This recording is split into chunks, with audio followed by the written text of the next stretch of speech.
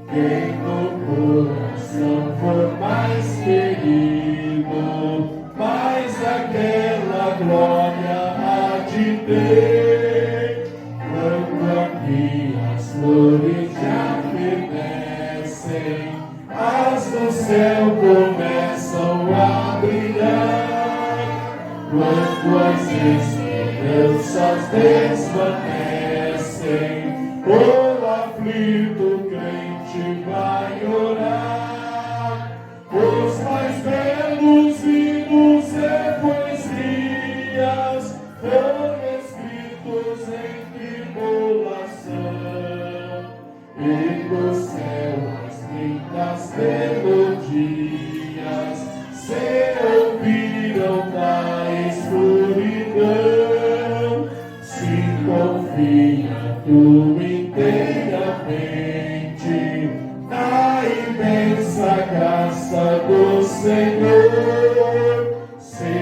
habite longe o desalento e confia no seu santo amor. Aleluia, seja a divisa do herói todo vencedor, e do céu mais sorte vem a brisa que te leva ao Senhor do Senhor. Sim, confia tu inteiramente na imensa graça do Senhor.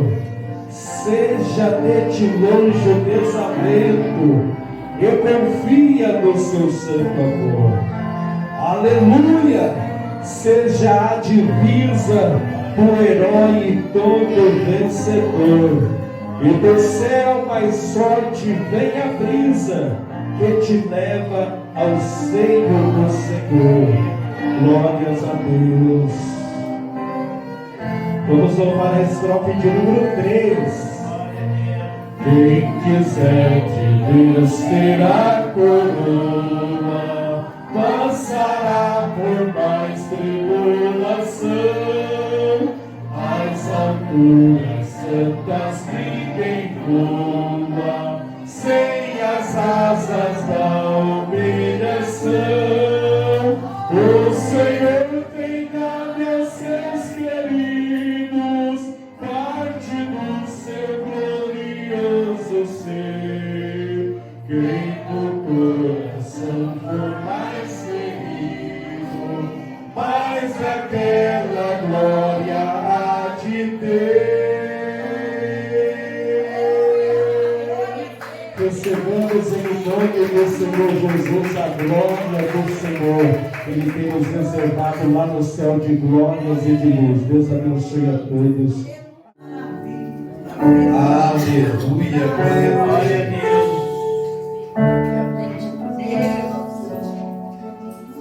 Eu saúdo o povo de Deus na gloriosa paz do Senhor Jesus. Amém. Vamos adorar a Deus. Hino de número de 212. 212. Saudoso pastor Paulo Leivas Macalão escreveu: os guerreiros se preparam para a grande luta. É Jesus o capitão que avante os levará. A milícia dos remidos marcha impoluta, certa que vitória alcançará. Eu quero estar com Cristo onde a luta se travar, no lance imprevisto, na frente me encontrar, até que o possa ver na glória, se alegrando da vitória, onde Deus vai me coroar.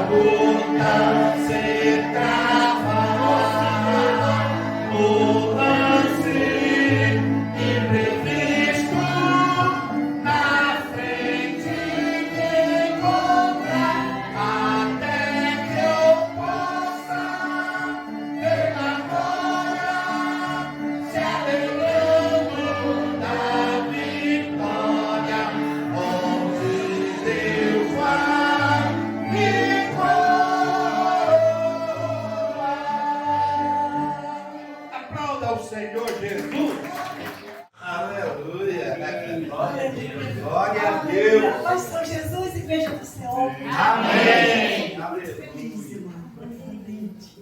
Glória. Tem dias a gente está feliz todo dia, mas tem dias assim dá mais, né? Muito feliz desde cedo, esperando, né, irmão? Essa hora maravilhosa, né? Salve da igreja para o Senhor Jesus já. Amém. Então vamos lá. A palavra, irmã, está aqui em 1 Reis, no capítulo 3 e no versículo 16. É uma palavra, né, maravilhosa sobre a sabedoria desse rei. E também é uma palavra que para a gente ver como que o ser humano chega, né, irmão? A maldade, a falsidade do ser humano que chega, né? Diz assim, Salomão 3, verso 16. Salomão julga, louvado seja Deus, a causa de 2 mulheres. Então vieram 2 mulheres prostitutas ao rei e se puseram perante ele. E disse-lhe uma delas, das mulheres: Ah, Senhor meu, eu e esta mulher moramos juntas na mesma casa. Eu tive um filho morando com ela naquela casa. E sucedeu que ao 3º dia, depois do meu pão, também esta mulher teve outro filho. E nós estávamos ali juntos. Nenhum estranho entrou ali naquela casa. Senão nós, as 2 naquela casa. E de noite morreu meu filho. E esta mulher, Senhor, ela porquanto se deitou sobre o filho dela e levantou-se à meia-noite e me tirou meu filho do meu lado, dormindo a sua serva, Senhor, e deitou no seu seio e o seu filho morto e deitou no meu seio. E ali levantando-se eu, pela madrugada, para dar mamar do meu filho, eis que estava morto. Mas eu atentando pela manhã, louvado seja Deus, aleluia. Eu não era meu filho, mas era dela. Então disse a outra mulher: Não, mas o vivo é o meu, e o teu filho é morto. Porém esta disse: Não, por certo, o morto é o teu, e o meu é o vivo. E ali falava perante o rei. Então o rei disse dessa maneira, né? O seu filho morto, o verso 24, né, irmão? Disse mais o rei: Trazei-me então uma espada. E trouxeram uma espada diante do rei. E disse o rei: Divida em 2 partes esse menino vivo, e dê a metade a uma dela e a outra metade a outra. Mas a mulher, cujo filho era vivo, falou ao rei: Porque as suas entranhas se desceram pelo seu filho.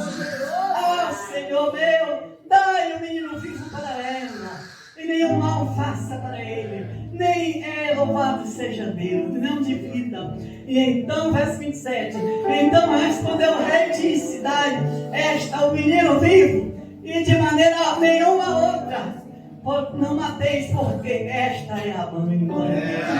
Aleluia. E os 28 para completar diz assim: Todo Israel, todo o povo ali ouviu a sentença que dera ao rei, determinou o rei e temeram o rei, e viram que havia nele sabedoria de Deus para fazer justiça. Senhor Deus, meu Pai, vivo fiel mesmo, Deus, que havia na época do Salomão. Tu és o mesmo Deus, Pai de Jesus, que enviaste para salvar a nossa alma, que separou essa geração, aquele que crê que será salvo, Senhor. Aqui está nós cremos, esse rebanho creu, e aqui estamos salvos pelo povo. Vem abençoar e derramar teu azeite, em nome de Jesus. Podem sentar. Louvado seja Deus, né? Vou deixar algumas palavrinhas aqui para você ver, né, irmão? 2 mulheres que moravam juntas, certamente eram amigas, né? Entre aspas, né, irmão? Amiga, porque moravam juntas, né, ali. E ali aquela criança, não teve cuidado, passou em cima do menino morreu. E ali o que ela faz? Astúcia, irmão.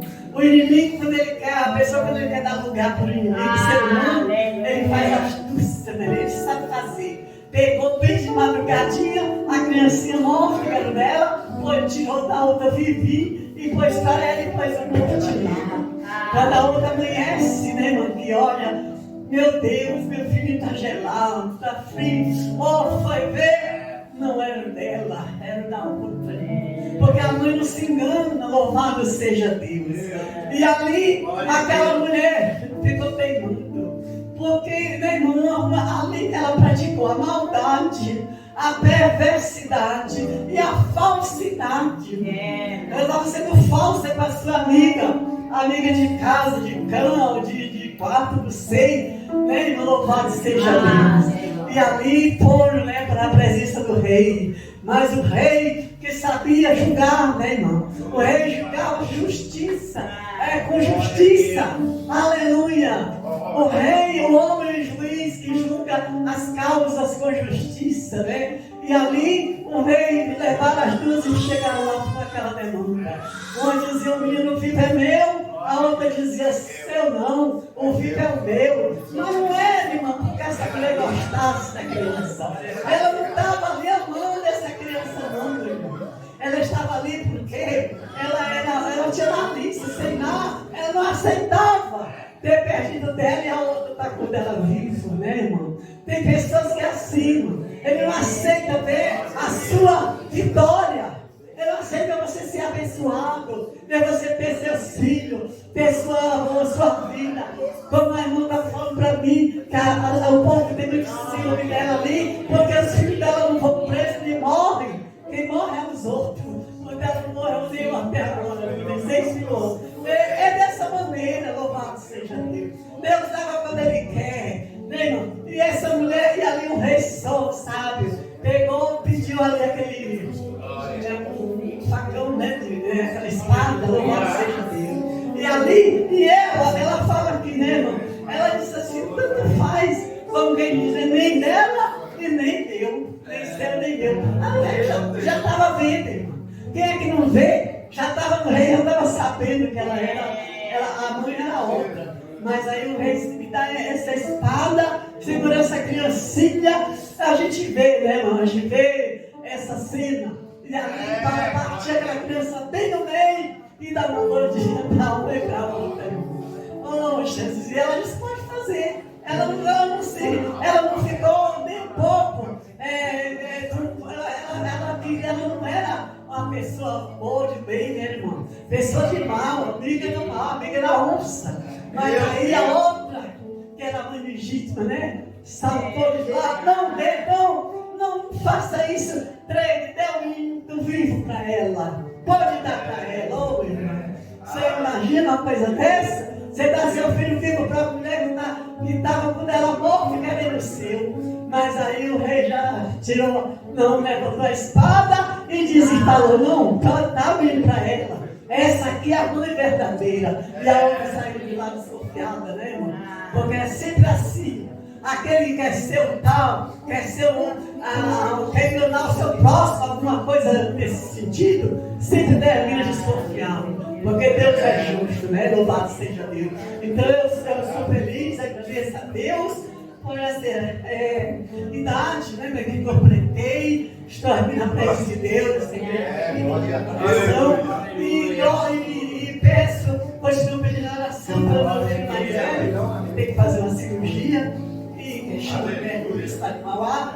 E assim agradeço a oportunidade e a sua novo santo nome do Senhor. Logo em seguida, a pastora Joyce prepara o louvor para contribuirmos com dízimos e ofertas para a manutenção da obra de Deus. Vamos louvar o Senhor. Glória a Deus. Renova-me, Senhor Jesus.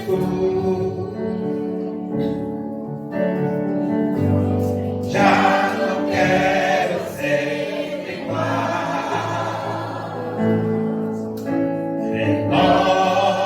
Renova-me, Senhor Jesus.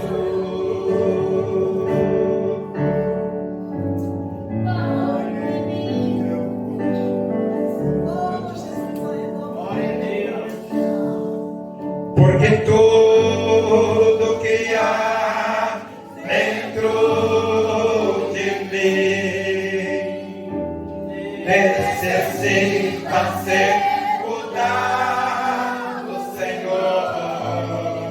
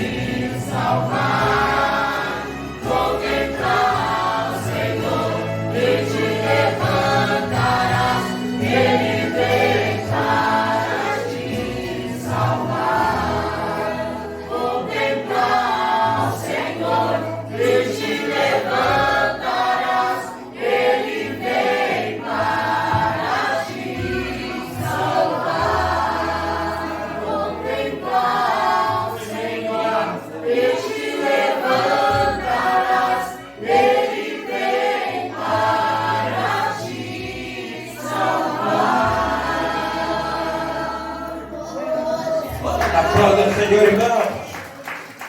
Noite, já vamos apresentar o preletor desta noite. Evangelista Washington, meus queridos, estará ministrando a palavra de Deus nesta noite.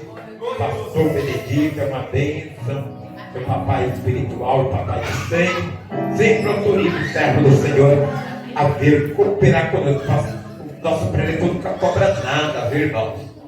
Cobra nada da igreja, sempre está disposto a abençoar a obra de Deus. Saia do seu lugar, irmãos. A pastora Benaã, juntamente com a pastora Beatriz, estarão ungindo as mãos dos ofertantes. Como vamos receber o servo do Senhor, pastor evangelista Washington? Seja bem-vindo, em nome de Jesus. Glórias ao nome de Deus. Paz do Senhor aos irmãos, amém? Glória a Deus. Vamos louvar ao Senhor, você que souber, adore ao Senhor juntamente comigo, amém? Vamos louvar.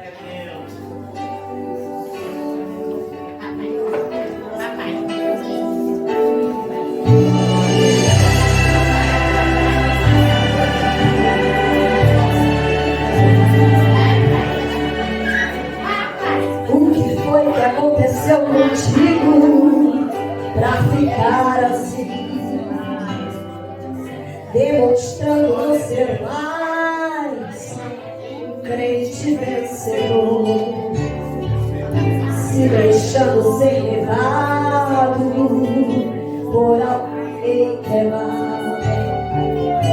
mentiroso, traiçoeiro e enganador. Tuas lágrimas correndo sobre tua face chegam a molhar teus gritos de socorro, mas como tu te rendas por Deus, eu creio, já toda essa terra eu fosse. Ladrão pode roubar a tua paz, tua alegria, mas não rouba a confiança que tu tens em Deus. O inimigo não pode roubar nem excluir o amor que o Senhor Jesus sente por ti.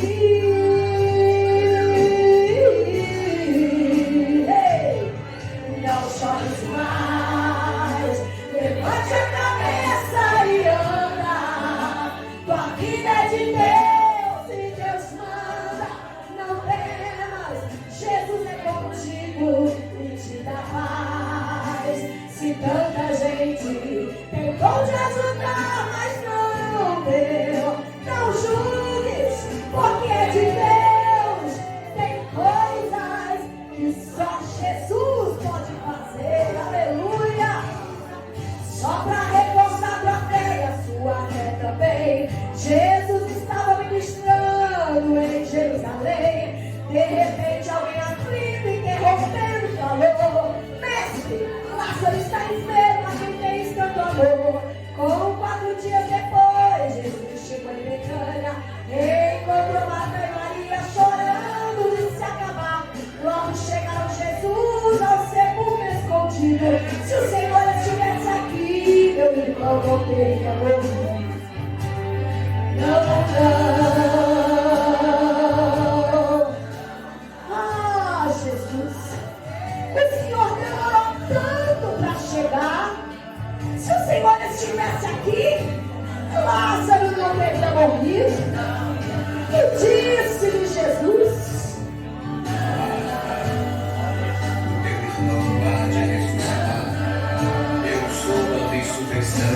e a vida. Marta, se creres em mim, a glória de Deus verá. Mesmo estando morto, com certeza viverá. Mandou retirar a pedra e gritou para a morte ouvir: Lázaro, venha para fora.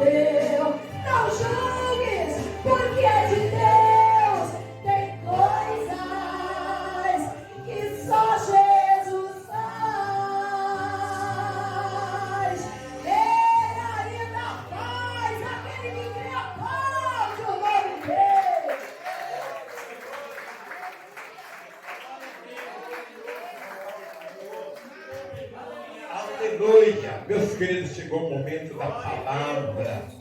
Pastor Washington estará ministrando a palavra.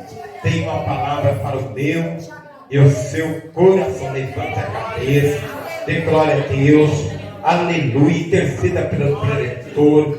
O Senhor está fazendo milagre. Irmão, nós temos orado pela pastora Cita Zanichelli. Chegou o irmão da informação que 90% das células cancerígenas sumiram, meus queridos. Tem 10%. O Senhor faz a obra completa. Vamos continuar orando, apresentando a serva do Senhor, a pastora Cida Zanichelli. A igreja fica os pés sobre os pés. Que o anjo do Senhor vá agora nesse leito de enfermidade. Repreende esses outros 10% de células cancerígenas em nome de Jesus. Aleluia! Glórias ao nome do Senhor Jesus. Louvado o nome de Jesus. Aleluia! Prega, Espírito Santo. E seja mão sobre a vida do servo do Senhor. Que o Senhor venha abrir a porta da palavra, da visão, da revelação. Revelar os tesouros escolhidos. Abrir a porta do milagre. E que com intrepidez o Espírito Santo venha pregar. Coloca fogo na mão do teu filho. Prega, Espírito Santo. Coloca fogo na mão do teu filho. Prega, Espírito Santo. Prega. Faz o que lhe apraz. Glórias ao nome do Senhor. No final da mensagem, o pastor José está na lupa do Senhor. Senhor, meu Deus, nós queremos, Senhor, apresentar o teu filho, que será o canal, o veículo da tua palavra, Senhor. Senhor, se quiseres, pelo teu amor, tu podes curar a tua filhinha, pastora Cida Zanichelli. Se tu quiseres também, pode pregar com teu filhinho. Espírito Santo, se tu quiseres batizar com o Espírito Santo, tu podes batizar. Se tu pode distribuir os outros dons de Deus, de Cristo, do Espírito Santo, tu podes também. Tu podes também curar o teu filhinho, Senhor. Cura o teu filho, restabelece as tuas forças. Rado-me couve, a nova lava, some na rá. Se tu quiseres também, podes restaurar o casamento, Senhor. De todos os teus filhos, guardar, trazer os filhos queridos, seus filhos, nossos filhos. Nós agradecemos.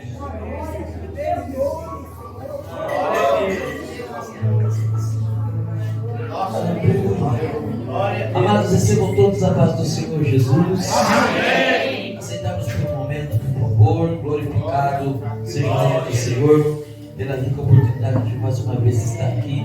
Eu louvo a Deus sempre que tenho a oportunidade de estar aqui adorando a Deus com os irmãos. Para mim é uma alegria imensurável, uma honra sem tamanha poder estar mais uma vez revendo cada um dos irmãos aqui. Cada um de vocês são pessoas que nós trazemos nas nossas memórias, nas nossas orações, e eu louvo a Deus por ver todos aqui. Quero louvar a Deus pela vida do nobre amigo, pastor Jotiel. Mais uma vez, gratidão, obrigado pela honra e o privilégio. Deus abençoe a vida da pastora Valdirene. Juntos esse casal de sacerdotes maiores nesta casa de luz. Se retorno, louvado seja Deus pela vida dos pastores. Louvado a Deus pela vida do pastor Josiel. Deus abençoe a vida do Senhor. Muito feliz de rever aqui a pastora Joyce. Glorificado seja o nome do Senhor pela vida da serva do Senhor. Louvado seja Deus. Deus abençoe a vida do pastor Gesiel. E o filho da está pregando já. Ele tem oportunidade. Ele está bravo porque o pastor Gesiel não deu muito lugar para ele. Aleluia. Deus abençoe a vida do pastor. Nossos pastores, todos os pastores aqui, Deus abençoe. Louvado seja Deus pela vida do Senhor. Pastor Beatriz, pastor Bernardo, pastor Severino. Louvado seja Deus pela vida dos senhores. Pastor Rafael, Deus abençoe. Para ninguém ficar com essas carinhas de ciumentos, Deus abençoe todo mundo. Amém. Pouca gente falou amém, mas com esse tempo ficou enciumado. Amados, sem mais delongas, por favor, todos que trouxeram seus exemplares bíblicos, todos a palavra do Senhor, que se encontra em Êxodo, capítulo 14, versículo 15, apenas o versículo 15 para nós reunirmos o tempo. Êxodo, capítulo 14, versículo 15, pastor Benedito manda a saudação. Hoje nós tivemos os culto hoje pela manhã, porque à tarde a gente ficou feliz com a pastora Cláudia. E depois tivemos que fazer uma visita na clínica, mas ele mandou saudações.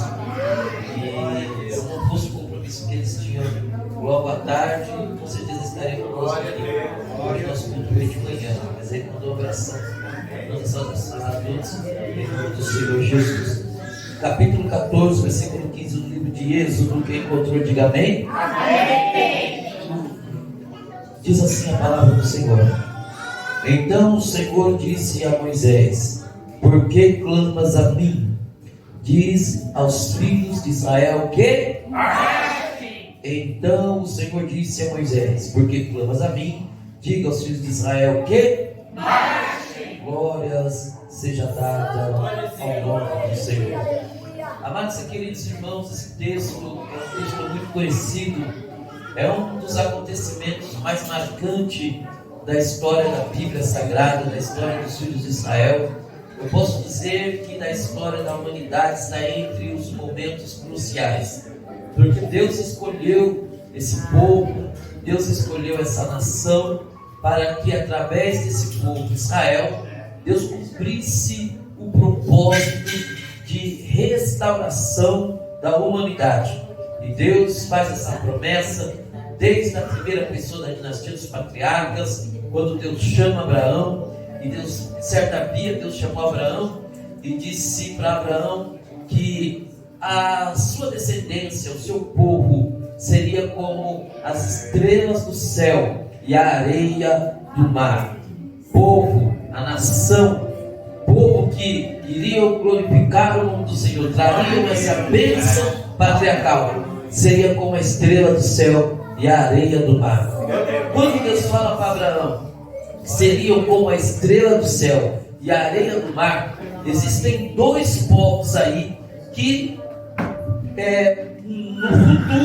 no futuro, podemos dizer assim, eterno, na glória, podemos dizer no futuro escatológico, se fundirão e se tornarão um povo só. Espiritualmente é um povo só, mas literalmente Deus está falando de dois povos. Quando Deus fala para Abraão, pastor José, que serão como a estrela do céu e a areia do mar, Deus está falando de dois povos. É uma promessa de Deus que irá alcançar dois povos. Quem são esses dois povos? Quando Deus fala que serão como as estrelas do céu, Deus está falando das coisas que estão longe do alcance terreno, as coisas que não estão no mundo físico, mas estão no mundo abstrato. Quando Deus fala a estrela do céu, Deus está apontando para algo espiritual. Então Deus está dizendo: aqueles que não são geneticamente seus filhos, mas espiritualmente se tornarão teus filhos, serão abençoados, que somos nós.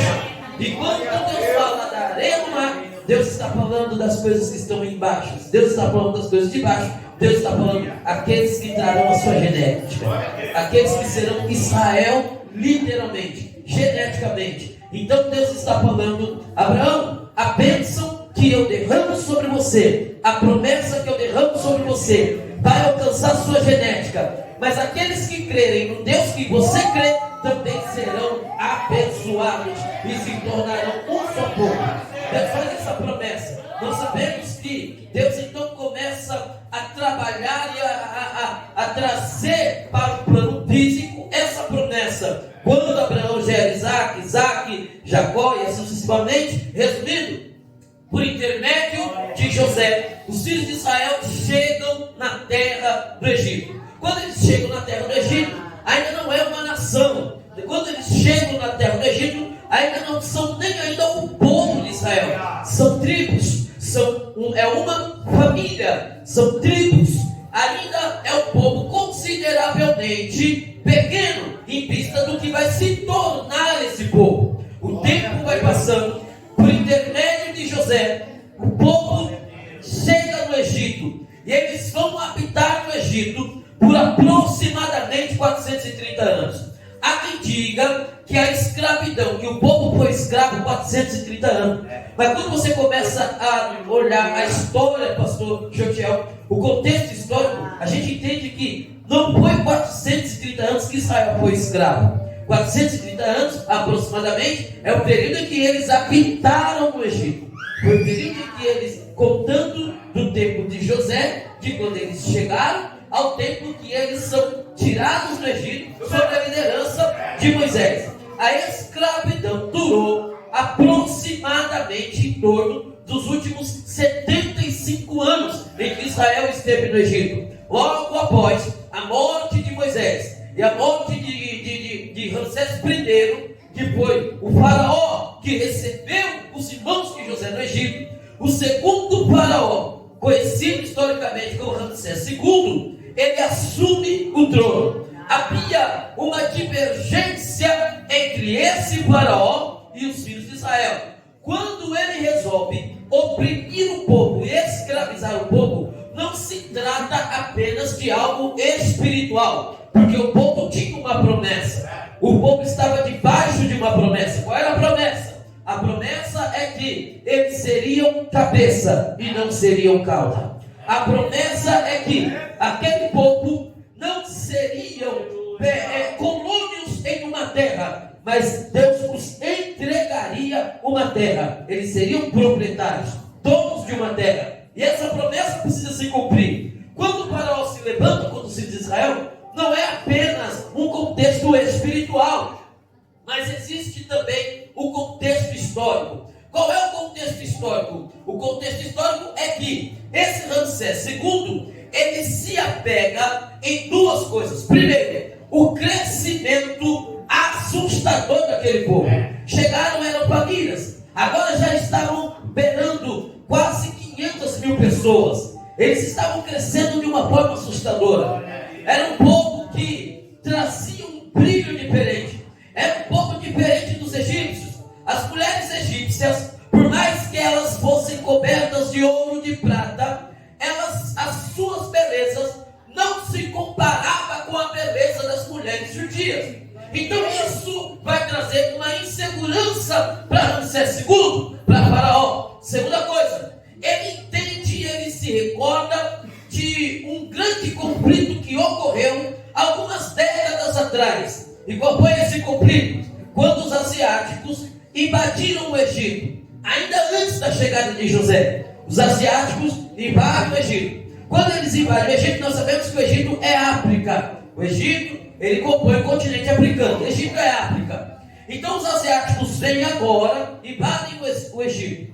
Quando eles invadem o Egito, eles matam o primeiro faraó que estava no trono, que era o faraó africano. Agora eles tomam o poder. Eles vão construir uma dinastia que é conhecida teologicamente como a dinastia dos Incos. Então agora os asiáticos estão dominando o Egito. Só que quando eles mataram o primeiro faraó, o faraó africano que estava no trono, eles cometeram um equívoco. Qual foi o equívoco que eles cometeram?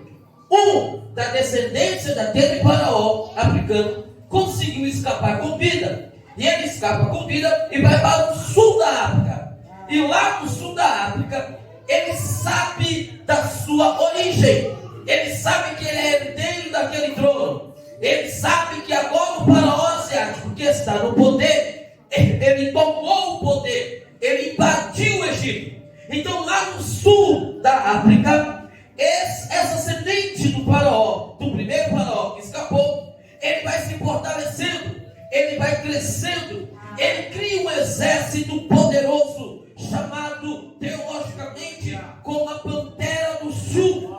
E esse exército vai se fortalecendo décadas após décadas. Nós sabemos que Israel compõe o continente asiático. Então quando José chega no Egito, o faraó que está no trono é asiático. Então quando ele olha para José, primeiro, Deus inseriu José no coração dele. Segundo, ele olha para José e diz: a gente compõe o mesmo continente, nós somos quase irmãos. Isso Deus usou como instrumento para favorecer e que José fosse inserido no coração daquele faraó. Mas lá no sul, a Pantera do Sul está se fortalecendo. Ele monta um forte exército, e quando esse exército se fortalece, o segundo faraó asiático, que está no trono, já está em idade avançada. José já está em idade avançada. Então a história vai dizer que essa pantera do sul invade o Egito, mata o faraó asiático, destrói a dinastia dos ricos, coloca os asiáticos para correr e retoma o poder. Dentro desse contexto é que esse faraó segundo, ele vai se exceder ao poder, ele vai galgar o poder. E ele, sabendo de toda essa história, conhecendo toda essa história, todo esse contexto, ele olha para aquele povo e diz: espera aí, esse povo, eles também são asiáticos, eles também compõem o continente asiático. Então, nós temos que arrumar alguma maneira de parar esse povo. Por quê? Se eles continuarem crescendo e progredindo, certamente se rebelarão contra nós e vão tomar o poder. E nunca mais conseguiremos governar o Egito, já que nesse período o Egito já era a primeira potência mundial. Então esse faraó, ele vai tomar algumas medidas. A primeira medida que ele vai tomar, ele vai dividir o Egito em 3 partes: a parte alta, a parte média, a parte baixa, parte A, parte B e parte C. Na parte A, apenas os nobres, apenas a família real. A parte alta do Egito, só os nobres habitavam, só eles tinham acesso. Era a parte que Faraó escolheu. Se fosse hoje, diríamos a classe alta. A parte B, os militares, a classe média, aqueles que não eram da família real, mas tinham alguma importância dentro do Egito. A parte C eram os escravos que habitavam. Onde ficava a parte C? A parte C ficava à margem do rio Nilo. Por quê? Naquele tempo era muito comum, quando um país ia invadir o outro, nem sempre eles vinham por terra, nem sempre eles entravam pelos portais principais da cidade. Era muito comum eles invadirem via mar, via água. Então, se o exército inimigo invadisse, quem morreria primeiro? Os egípcios, os hebreus, os escravos, aqueles que habitavam na parte baixa do Egito. Nós temos isso como exemplo na história do Brasil. Todo mundo aqui sabe que a capital do Brasil, na realidade, no início, era Rio de Janeiro, mas foi transferida para Brasília. Por quê? Por causa das águas, por causa do mar, para impedir ou dificultar uma possível invasão inimiga. Então essa estratégia é antiga. Então a primeira coisa que Faraó faz, divide o Egito.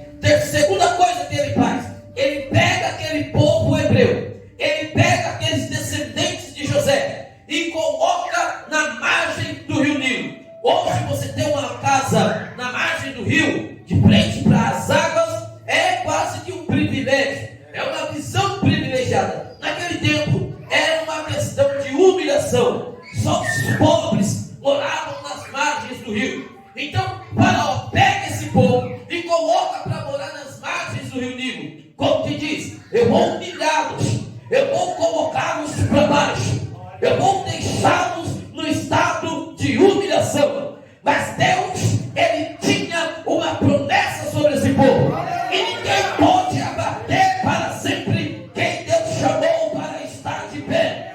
Ninguém pode colocar por cauda quem Deus chamou para ser cabeça.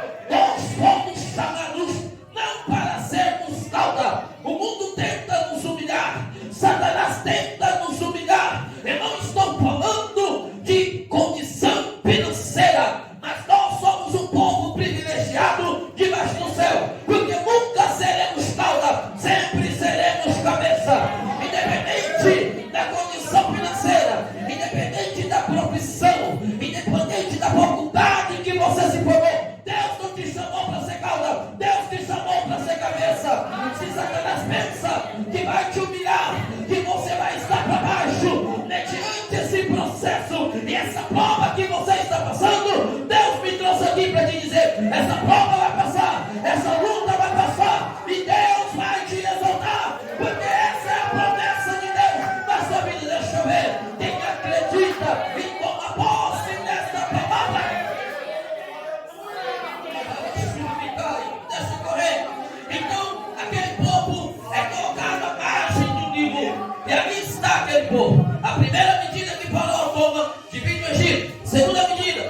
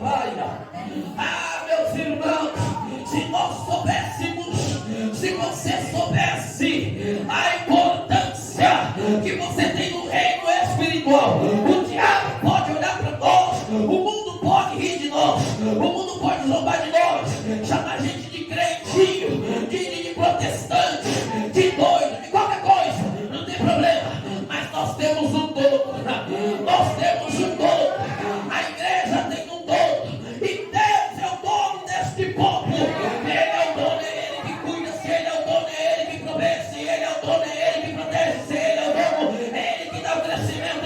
Se Ele é o dono, é Ele que guia. Se Ele é o dono, é Ele que abre o mar. Se Ele é o dono, é Ele que dá vida. Se Ele é o dono, é Ele que abate. E se Ele é o dono, é Ele que exalta.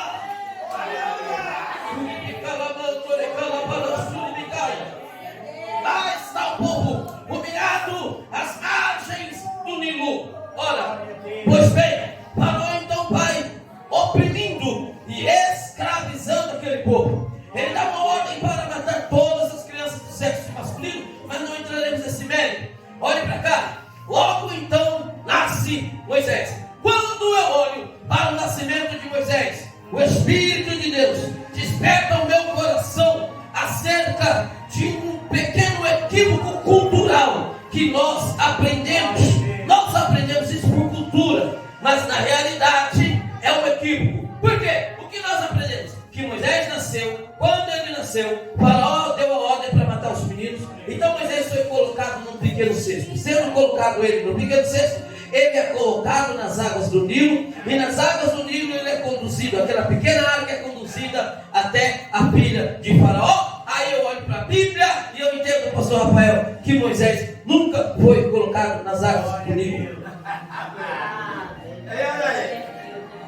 Às vezes eu confesso para os irmãos, quantas vezes até eu mesmo já preguei e já disse que Deus possivelmente podia usar até os crocodilos, já que o Nilo era um rio tomado de crocodilo, isso é bem verdade, para guiar a pequena arca do menino sobre as águas. Mas Moisés nunca foi colocado sobre as águas, pastor. Olha aí. Nunca. Vamos para a Bíblia? Sim, rapidinho. Em Êxodo capítulo 2, você que puder me acompanhar rapidinho, só para nós entendermos aqui o que aconteceu com Moisés. Êxodo capítulo 2. Êxodo capítulo 2 vai dizer assim, versículo 1. E foi Êxodo capítulo 2, isso, versículo 1. E foi um homem da casa de Levi e casou com uma filha de Levi. Aí está falando de seu pai e de sua mãe. Versículo 2. Versículo 2 diz assim, ó. Êxodo capítulo 2, versículo 2. E a mulher concebeu e deu à luz um filho, e vendo que ele era formoso, escondeu. Quem é essa mulher? Joquebede. Quem é o menino? Moisés. Quem é o menino? Moisés. Quem é o menino? Moisés. Aí o versículo 3. Versículo 3 diz assim: e não podendo mais escondê-lo, tomou uma arca de juncos, diga comigo, juncos, revestiu com barro e betume, e pondo nela o menino, a pôs nos juntos à margem do rio. Que é juncos? Juncos é uma vegetação muito comum às margens do rio, somente naquela região e em lugares de brejos. Aqui no Brasil não é a mesma espécie, mas é parecido com o que nós conhecemos como taboa. Quem lembra do taboa, né? Taboa, né? Que era muito usado para fazer aquelas esteiras, né? De que o pessoal levava para praia. Hoje não tem mais isso, né, pastor? Hoje o pessoal compra tudo e leva. Mas naquele tempo, a taboa, a espécie de ataboa. Ok? E era muito comum o nascimento de juncos às margens do rio. Então, Joquebede pega os juncos, faz a pequena arca, reveste de barro betume, coloca o menino, e olha o que diz o texto: e a pôs nos juncos à margem do rio. Diga comigo, a margem. A margem. Diga, a margem não é dentro. A margem não é dentro. O que é a margem, pastor Rafael? Na lateral. Já que os juncos era muito comum naquela região, ele nascia à margem do rio, fora. Então, Joquebede faz a pequena arca e coloca o menino à margem do rio, não é nas águas do rio. Evangelista, será que um pouco abaixo não vai falar sobre as águas? Vamos lá. Então, o texto vai dizer aqui, ó, no versículo 4. Versículo 4 diz assim: e sua irmã postou-se de longe para saber o que lhe havia de acontecer. Joquebede faz a arca, esconde na margem do rio, no meio dos juncos, chega para Miriam e diz assim: filha, de tempo em tempo você vai lá e olha o menino. Aí Miriam vem de longe, olha no meio dos juncos, corre lá em casa, volta e diga: mamãe, fica tranquila, o menino está vivo. Eita glória! Porque imagina o coração de mãe. Quem sabe o coração de mãe aflito. Davi mais 40 minutinhos. Joquebede chega para mim e diga: vai lá, minha filha, vai. Vê como que está o teu irmão. Traz notícia para a mamãe. E lá vai Miriam. Aleluia. De longe. Ela olha. O menino está mexendo a perninha. Está olhando para o céu. Miriam volta correndo para casa. Joquebede está em casa com o olho cheio de água. Aí chega a boa notícia: mamãe, fica tranquila. O menino está vivo. Eita glória. O menino não vai morrer, mamãe. Ninguém vai achar o menino. Por quê? Não foi a senhora que escondeu. Quem escondeu foi Deus. Quando Deus tem um projeto, Deus esconde debaixo da sombra do Onipotente. E não tem diabo que toque no projeto de Deus. Vai deixar correr. Então como que o menino foi parar nos braços da filha de Faraó? Vamos ler o texto.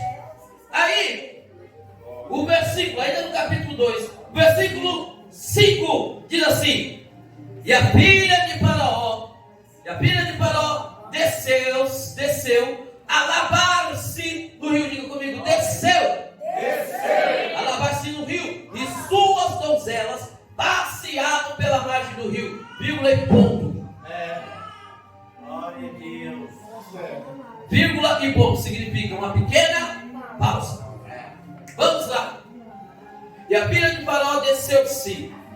A expressão desceu aqui não se aplica em alguma forma figurativa. Isso aqui é literal. Por que literal? Lembra que eu falei no princípio que o Egito estava dividido em 3 partes? Então, mesmo lá no palácio, lá em cima, lá na parte nobre, lá haviam piscinas, havia o harém, aonde a realeza se banhava. Mas ainda assim não se perdia a cultura de ir banhar-se no rio. Então, o que Faraó mandou fazer? Olha para cá. Ele pega um espaço, digamos aí, de uns 300 metros, talvez menos.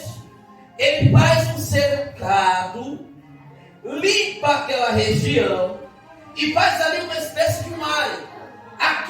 Aquela área, só quem era da família real poderia descer para tomar banho. Porém, por que o texto vai dizer que a filha de Faraó descia e as donzelas passeavam? Olha para cá. Ainda assim, não era possível controlar os crocodilos que haviam no Nilo. Então, antes de alguém da família real ir tomar banho, eles enviavam servos. Se fosse homem, enviavam servos homens. Eles iam na frente e com um pedaço de madeira eles iam bater na margem da água para certificar que não havia nenhum perigo. Enquanto isso, a realeza vinha descendo da parte de água para se banhar no Nilo.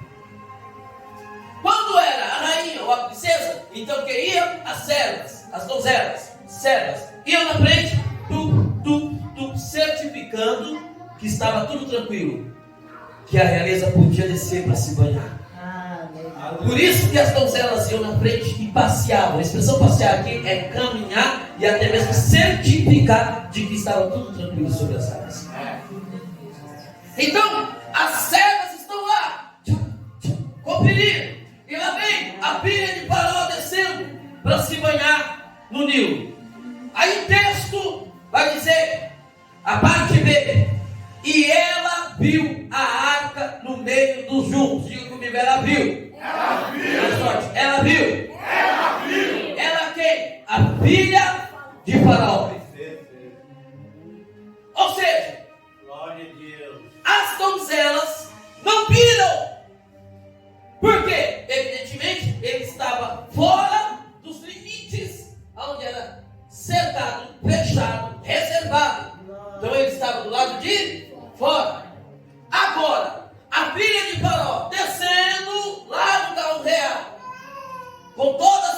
cima.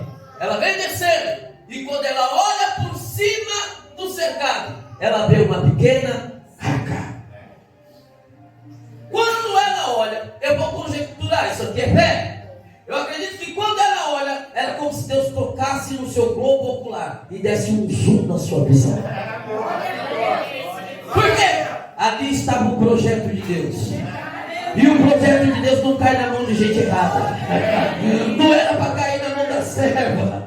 Não era para a serva encontrar. Não era para o servo encontrar. O projeto tinha que cair na mão da pessoa certa, de quem Deus iria usar para investir no crescimento daquele projeto. Deixa eu profetizar na vida de alguém aqui. Eu não sei qual é o teu projeto, qual é o teu plano, mas Deus manda te dizer: se prepare, porque Deus vai conduzir e o seu projeto vai cair na mão de pessoas certas. Ah, evangelista, mas está muito longe da minha realidade. Não tem problema, Deus vai colocar pessoas no seu caminho. Mas é a filha de Faraó, ela não tem nada a ver com a gente, não professa a mesma fé, não tem problema. Vai ser usada como instrumento de Deus para abençoar esse projeto que Deus inseriu no seu coração. Seja o médico que Deus vai colocar no seu caminho e vai desenrolar aquela situação, aquele exame. Seja o advogado, seja o juiz, seja o investidor, seja o empresário, não importa. Deus vai colocar o teu projeto na mão de alguém que será o instrumento de Deus para abençoar o teu projeto. Deixa eu ver quem acredita, quem pode glorificar por 30 segundos, quem pode adorar por 30 segundos. Eita glória!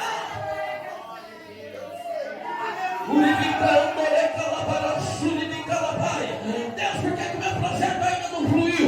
Por que ainda não foi para frente? Por que eu ainda não encontrei a oportunidade? Porque a pessoa certa está descendo aí. Eita glória!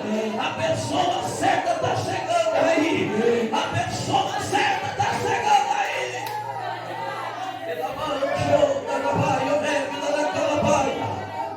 Oh glória! Eu estou sentindo a presença de Deus nesta noite.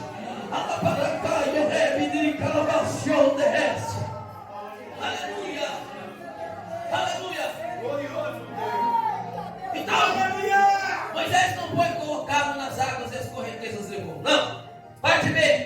E ela viu a arca no meio dos juncos e enviou a criada e a tomou. Amém.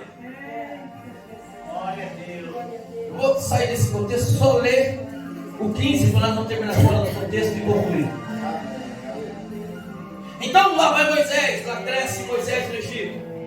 Não dá tempo de entrar no mérito, mas a história vai dizer que com 12 anos de idade Moisés já era conhecido como o homem mais sábio de todo o mundo antigo, com 12 anos de idade. A história vai dizer que com 12 anos de idade Moisés já tinha o cabelo cortado, rapado do lado, só um pouquinho de cabelo no meio da cabeça e um cavalinho aqui no fundo, um rabinho de cavalo no fundo, como faziam os nobres do Egito. Com 12 anos de idade Moisés já tinha os olhos pintados. Com 12 anos de idade Moisés já usava o colar da deusa Ísis, que era a segunda maior divindade do Egito. Aquele colar, quando ele era colocado, ele formava uma asa, fazendo alusão à deusa Ísis, a deusa do Egito.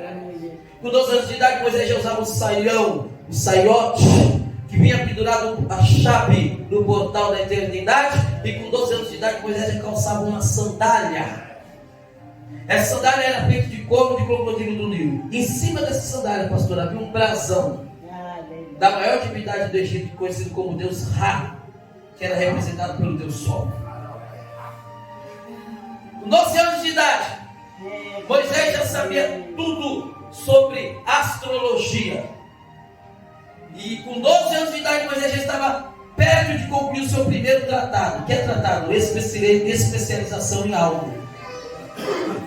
E qual era o primeiro tratado que Moisés já estava perto de concluir? Era sobre religião. Só que para ele concluir esse tratado, ele tinha que conhecer mais de 20 mil deuses do mundo antigo. Conhecer todos eles, saber as suas histórias, suas origens, suas figuras que eles representavam. Alguns representados por águia, outros representados por bode, outros representados por várias figuras. E tinha que conhecer o altar desses deuses. E desses mais de 20 mil deuses, para ele concluir, só faltava ele conhecer a história de um Deus.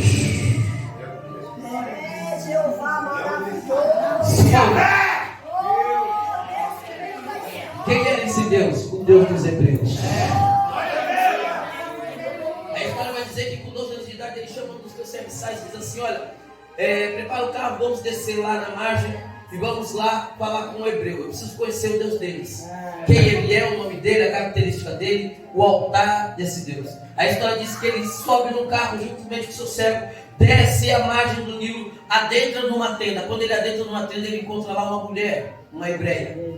Essa hebreia se joga no chão nos pés dele e clama em lágrimas, dizendo: ora, porventura não és tu o futuro rei de Irixá, que é o Egito? Aí Moisés, com 12 anos de idade, tomado de orgulho, ele olha para aquela mulher e diz: levanta daí, hebreia, eu não vim aqui para ser ovacionado por você, não preciso disso.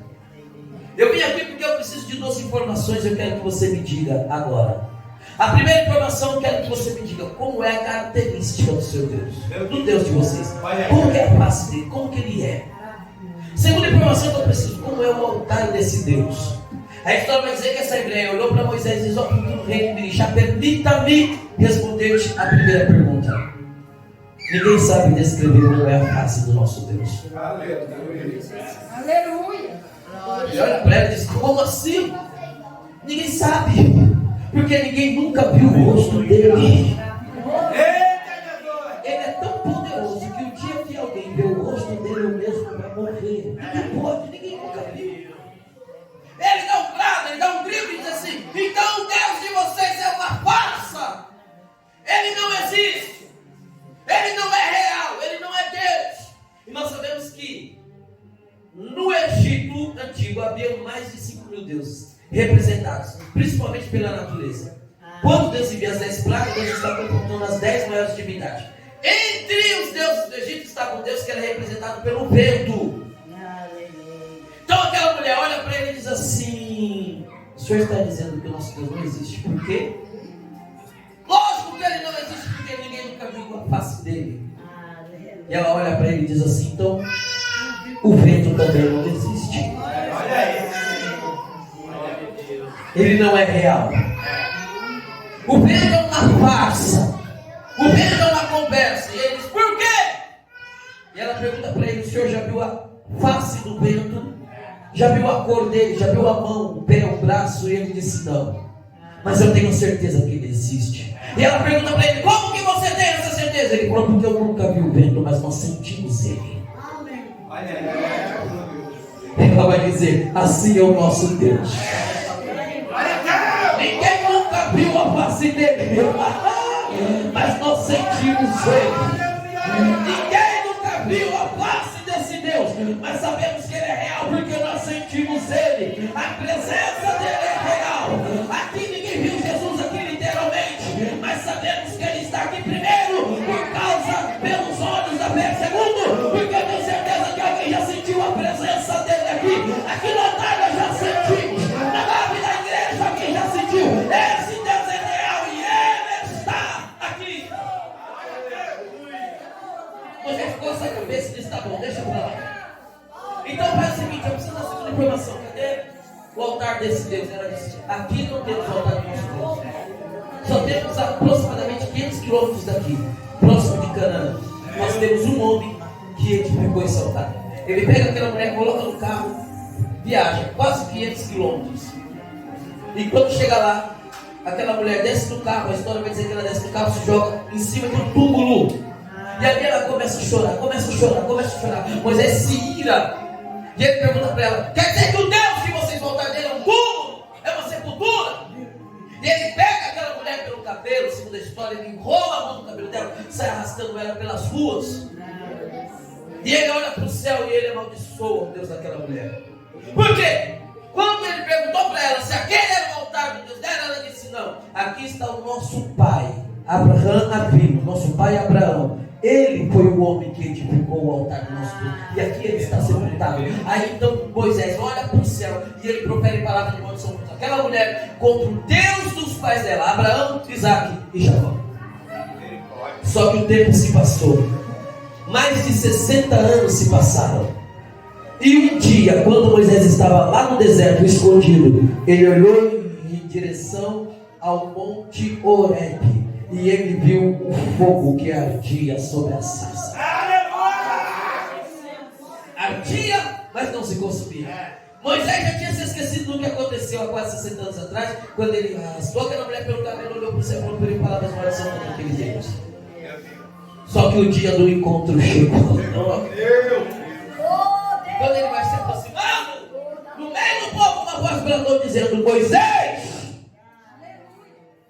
tira a sandália dos teus pés. Por que a sandália? Porque Moisés, ele estava fugitivo no Egito. Então ele já não tinha mais o cabelo com os cortes do Egito, ele não tinha mais os olhos pintados, ele não tinha mais o colar nas asas da Moisés, ele não tinha mais o saião da eternidade, mas ele ainda trazia a sandália. A sandália significava, tinha um brasão do Deus Ra. Então quando Deus brada e diz: tira a sandália dos teus pés, Deus está dizendo para Moisés: a primeira coisa, a partir de hoje, o Deus que você vai se prostrar, ele não está mais embaixo, ele não está mais no seu pé. A partir de hoje, o seu Deus está em cima. Segunda coisa, Moisés, para você entender as coisas que vão ser reveladas para você de cima, você vai ter que se desvincular daquele que está embaixo. Deus levanta Moisés e vê as pragas do Egito, tira um pouco da terra do Egito e encerra aqui. No versículo 15 que nós lemos, eles estão diante do mar. Eles estão diante do mar vermelho, pastor José. Eles olham para a direita, não vê saída, para a esquerda não vê saída, atrás vem o exército de Faraó. Aí o texto vai dizer que Moisés clamou ao Senhor. Todo mundo sabe o que significa clamar. Clamar é diferente de oração. A expressão clamor, ela vem de altivez de voz. Moisés gritou por tanta pressão que o povo fazia em cima dele. Agora não é mais famílias, não é mais tribo, pastor. São quase 2 milhões de pessoas. Imagina quase 2 milhões de pessoas, pastor. Para deixar a cabra doida. Só que Moisés clamou ao Senhor. E quando ele clamou ao Senhor, o Senhor bradou e disse a Moisés: por que clamas?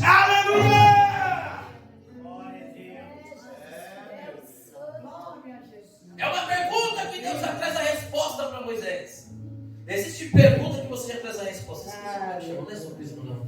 Tem um outro nome, mas não vou lembrar agora por causa da correria. Olha para cá.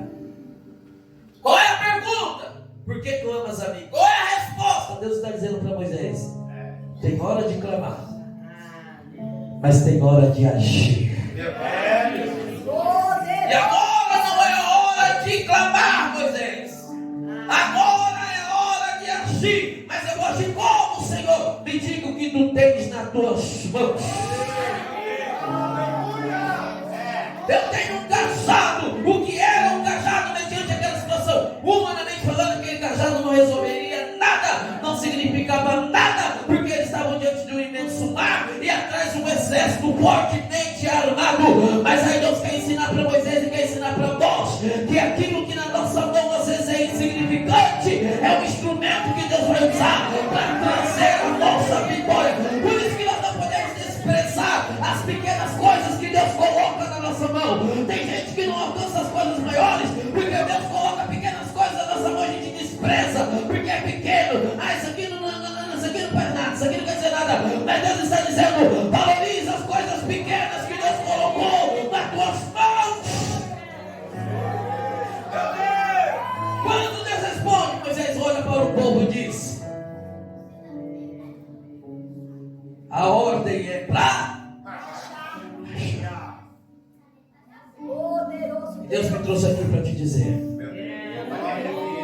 quando a gente chega diante do mar, qual é a nossa reação? A gente para, analisa, questiona e o desejo é de parar, é de voltar para trás. A gente começa a perguntar: será que valeu a pena o trajeto até aqui? 30 anos de igreja, será que me valeu a pena? Orando todo dia, indo para o culto, sou dizimista fiel, sou obreiro fiel, e estou passando por isso, será que valeu a pena? E Deus manda te dizer: a ordem é para agir. A gente já disse que o pastor José vai trazer um louvor. Podemos louvar de pé, meu pastor? Com sua permissão, fique de pé. Glória a Deus. Olha para cá. Deus poderia dizer para Moisés: eu falo para o povo que eu vou abrir o mar. Quando eu abrir o mar, Eles podem, celebram. Porque depois que eles passarem, vão fechar o mar. Mas não, Deus disse: a ordem é para. Isso é uma ordem militar. Porque quando a gente fala de marcha, a gente fala de soldado. Não, soldado de exército. Eles sabem que o exército que marcha, existe uma coisa em comum entre eles. O quê? A ordem.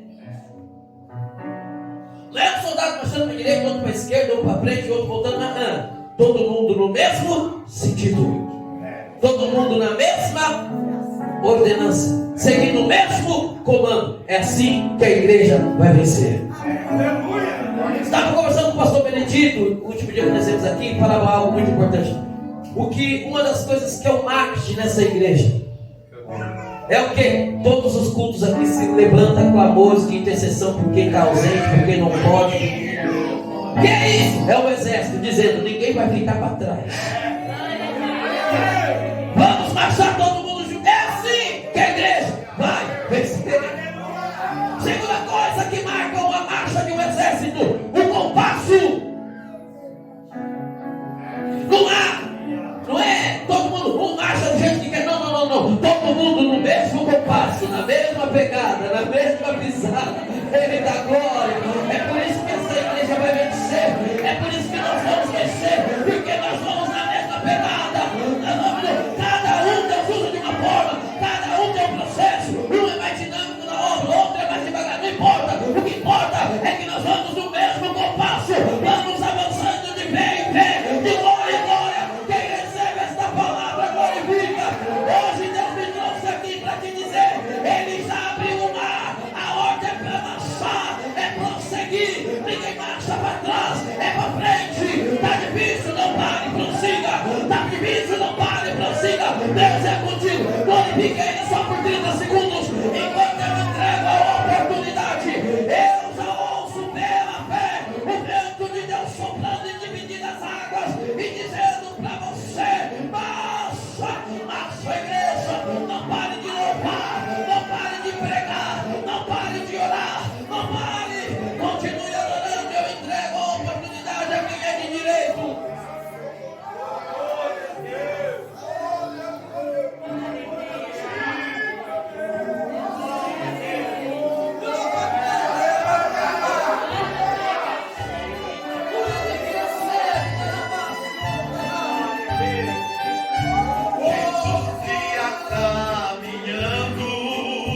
Descendo pra Jerusalém, com ele aos seus discípulos e os fariseus também. Os discípulos se alegravam, cantavam e davam louvores, dizendo: bendito é o Rei que vem em nome do Senhor. Canta, meu povo, alegra, meu povo, que a festa não vai acabar. Quando fitar na terra, do céu vai continuar. Os fariseus murmuravam, falavam com ansiedade: manda que esse povo cale, não perturbe a cidade. Jesus, olhando para eles, falava com satisfação: se estes se calarem, logo as pedras clamarão. Canta, meu povo, alegra, meu povo, que a festa não vai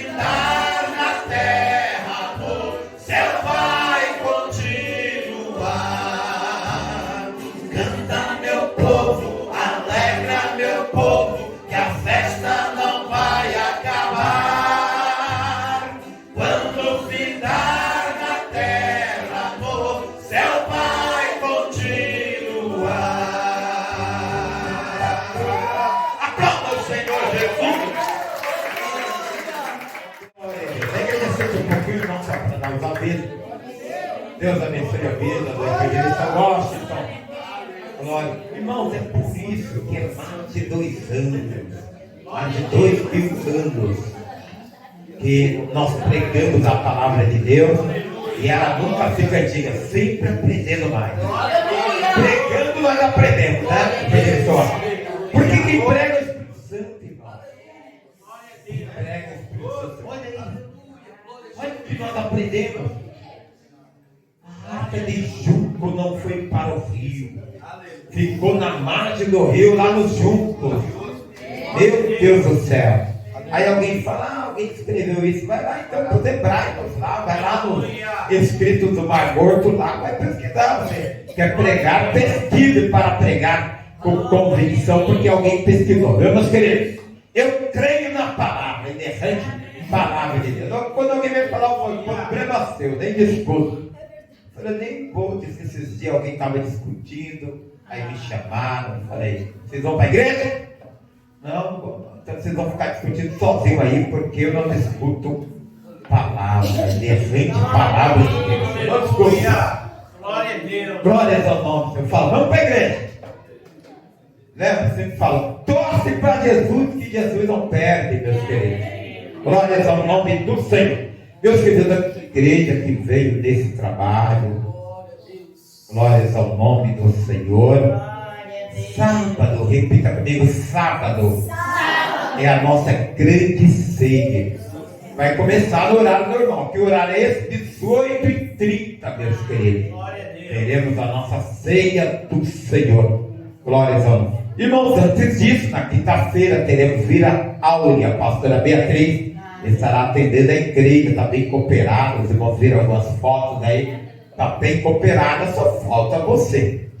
Meus queridos irmãos, também sexta, pastor Josiel estará recebendo lá no Jardim Belém, irmãos. Está bem cooperada também, só falta você. Eu não vou falar, só falta eu e você, porque eu estarei lá.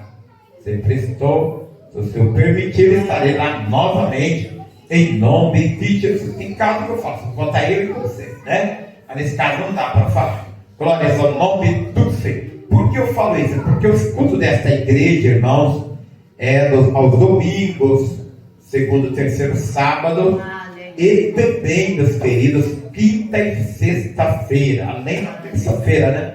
É que está em recesso a nossa fé. Vamos ficar sobre as pés, dirigindo a Deus em oração. Ai, irmãos, tem um trabalho glorioso. Nossa, meu Deus, que trabalho bom.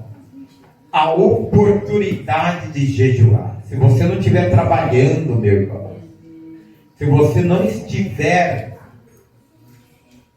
hospitalizado, venha jejuar, meus queridos. É apenas 9 horas da manhã até as 11 horas da manhã. Se você pode andar, venha jejuar. Venha em jejum. Depois tem o jejum às 11 horas da manhã, viu? Maravilhoso, uma confraternização maravilhosa, mas venha em jejum. Pastor, eu tenho que tomar água para esse jejum? Não, não pode tomar água.